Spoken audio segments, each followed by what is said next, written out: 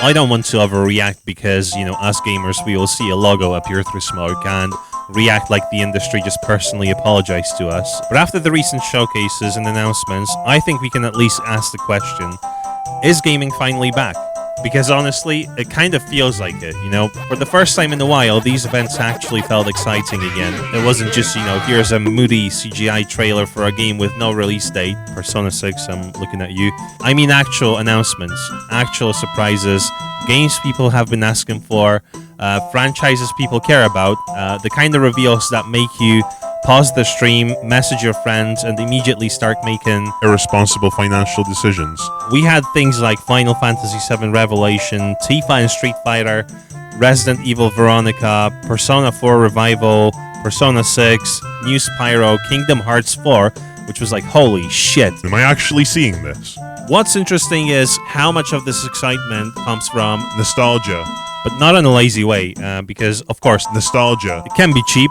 Sometimes companies just show you an old logo, play a familiar bit of music, and expect you to throw money at the screen. And sometimes I do. I'm not proud of it, but at least I'm honest. But the recent announcements feel like more than that. They're tapping into franchises people genuinely want to see return, continue, or finally get the treatment they deserve. Ocarina of Time is the perfect example. That's not just old Zelda game. For a lot of people, that's one of the defining games of their childhood. That's memories of sitting too close to the TV, getting lost in Hyrule Field, and slowly realizing that Water Temple was designed by someone who really did not want children to be happy. So when that comes back, people of course care. Same with Spyro, a simpler, brighter kind of game, that a lot of people miss. Sometimes you don't want a battle pass. Sometimes you just want to be a small purple dragon collecting shiny things. And that's okay. Now, on the complete opposite end of the spectrum, you've got Stellar Blade. It's much more action-focused and obviously aimed at a completely different audience. But the important thing is, people clearly like it. Whatever you think of the discourse around it, Stellar Blade found its audience because it gave players what they wanted. A proper single-player action game with strong combat, big bosses, good presentation, and a clear identity. And I think that's the pattern we're seeing across a lot of these announcements. Yes, nostalgia is a part of it. Of course it is. But it's not only nostalgia. People are also hungry for games that feel focused, games with strong gameplay, games with actual characters, games that know what they are, games that aren't just built around keeping you logged in forever. I think a lot of players are tired of the same trend-chasing nonsense. We've had enough of live service slop. Enough of half-baked multiplayer projects. And yes, enough of Concords. It's not even just about Concord specifically. It's what Concord represents. This idea that every game needs to be an endless platform. Sometimes we just want a good game, A beginning, a middle, an end, a world worth exploring. And then when it's over, the radical concept of being allowed to move on with our lives. Now, obviously, we should stay realistic, right? Trailers are trailers.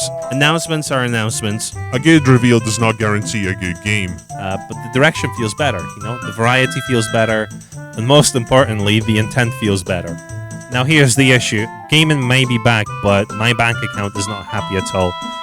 Because, when you look at all these announcements together, the excitement quickly turns into maths. And not the fun kind of maths. What? Not how many XP points do I need to level up type maths.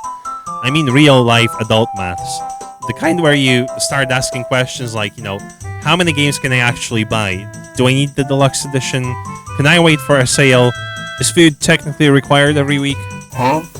Because this lineup is expensive, and that's before we even get into the wider conversation about game pricing. The Fire Emblem price discussion is a good example.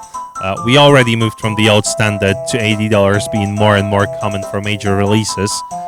Now people are asking whether $80 or even higher priced physical editions are going to be more normal.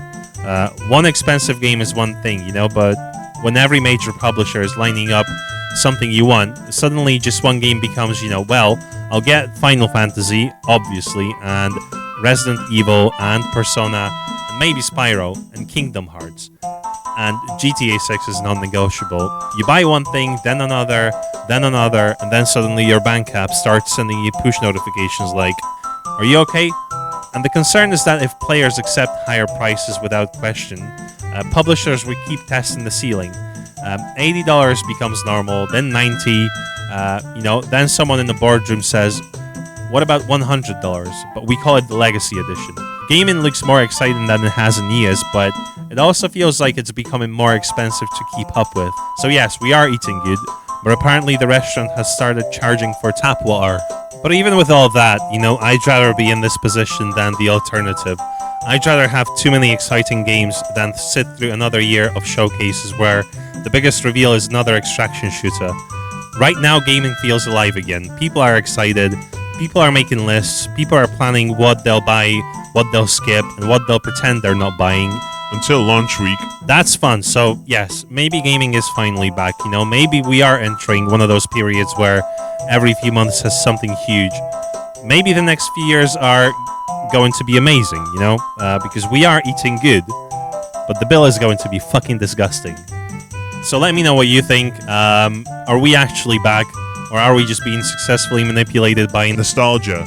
Which announcements are you most excited about, and how many of these games are you realistically buying before your wallet starts filing complaints?